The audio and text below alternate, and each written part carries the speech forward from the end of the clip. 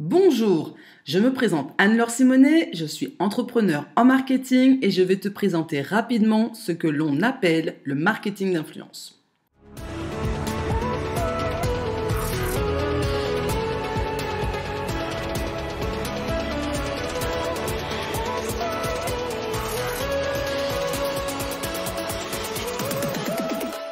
Ça veut dire quoi?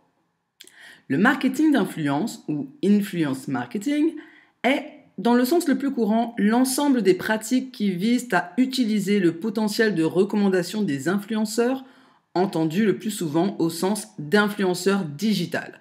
Car dans l'ère actuelle des réseaux sociaux, les marques les utilisent de plus en plus pour atteindre leurs objectifs de campagne marketing plus rapidement, plus facilement et avec plus de profit.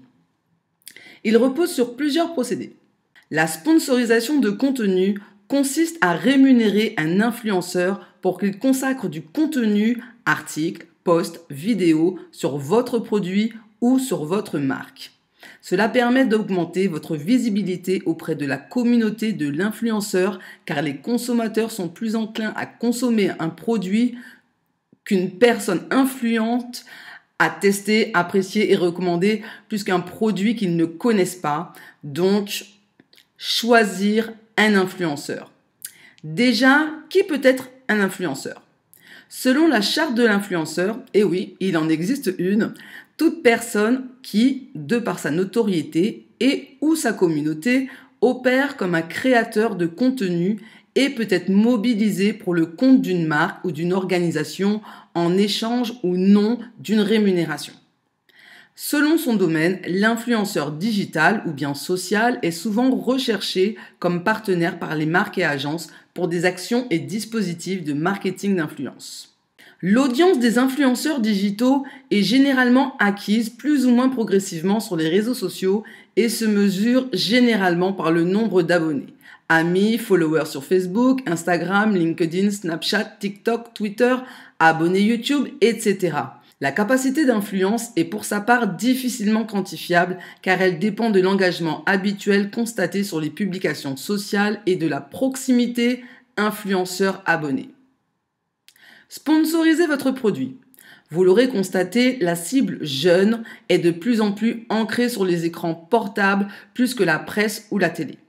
Donc, dans le cadre du marketing d'influence, les communiqués ciblés pour blogueurs, les posts sociaux sponsorisés, les placements produits sur YouTube, les voyages, les web-séries, les invitations événements, les échantillons et j'en passe, tout se sponsorise sur les réseaux sociaux.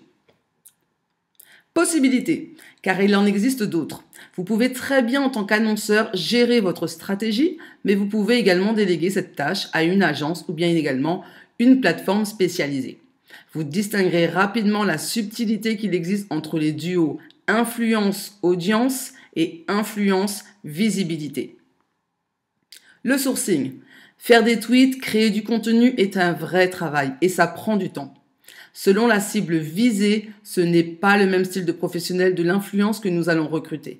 Le but est d'orienter un message à faire passer et forcément sur des profils précis. Influence et buzz, ou pas. Sur la plateforme Instagram, vous trouverez une multitude d'influenceurs, des fois pas très connus, mais qui prendront le temps d'amener du qualitatif et donc de donner de la valeur à ce que vous proposez.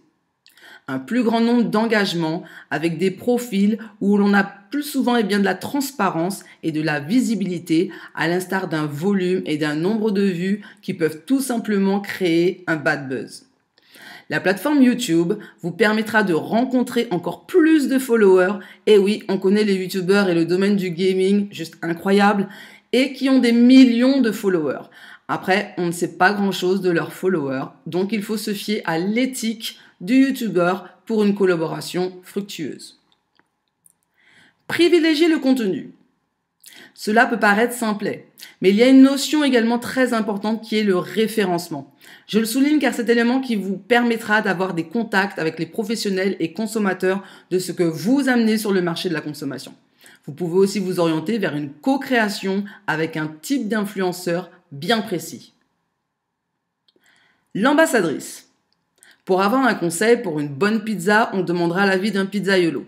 Le principe est le même pour l'ambassadrice. Elle connaît votre domaine. Elle prescrit donc auprès de ses proches et connaissances votre marque, produit ou service. L'ambassadrice est une cliente de la marque qui réalise plus ou moins bénévolement et spontanément la promotion d'une marque par le biais du bouche à oreille. Nous avons aussi les ambassadeurs ponctuels qui ne sont pas des clients de la marque mais qui peuvent pour une opération être sollicités. Et pour finir, l'ambassadrice égérie qui est recrutée spécifiquement par une marque pour la représenter pour une durée déterminée. On voit très souvent des acteurs ou des mannequins se prêter à cette tendance marketing. J'espère que cette vidéo t'aura donné de superbes idées. N'hésite pas à écrire en commentaire ce que tu as le plus aimé, de mettre un pouce, t'abonner à ma chaîne et à activer la cloche. À bientôt!